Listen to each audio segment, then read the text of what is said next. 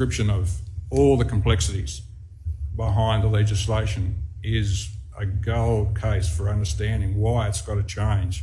It's a self-licking ice cream that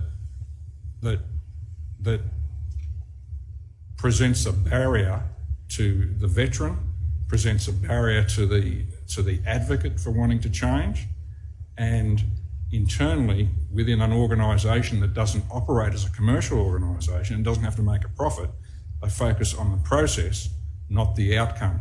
The outcome is the care of the veteran and the veteran community, and that is overlooked at the benefit of achieving good process.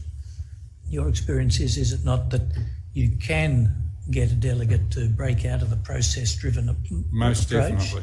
How hard is it to do that, and how often does that happen to overcome that barrier? It's a project I personally initiated after discussing it with the Secretary, and I found cases where,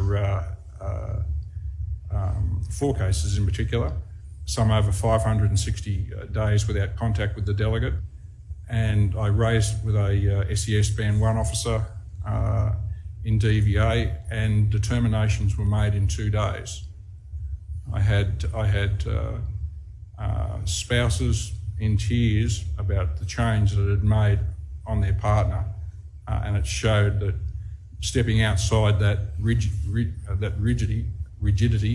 and being able to use your initiative and being free to use it actually focused on the outcome, not the process. I think you may have used a term like program in the context. You had a discussion with the Secretary and it led to a program. Oh, sorry. Yes, I had a discussion with the Secretary because we do attend the peacekeepers do attend the ESORT, and I attend on behalf of the chairperson when he's not available. So I often make a comment on governance, and I raised it with the Secretary that that I felt that there were better governance practices that could be applied, and I would like to test them.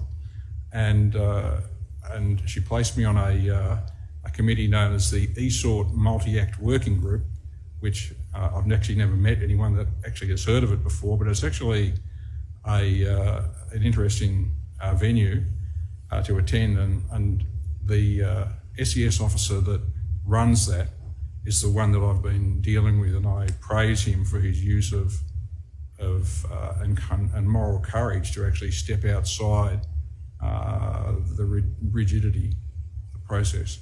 So you've found that when you intervene, you can get a particular case moved along, overcoming the process barriers. Yes, I can. Are you detecting any systemic or wider improvements in this regard, or are we going to continue to have to rely on advocates and people like yourself? Well, look, it's not right. So it's a very good argument that it's not right that I do what I'm doing. But if you sit back and accept what is not right, then it'll never change.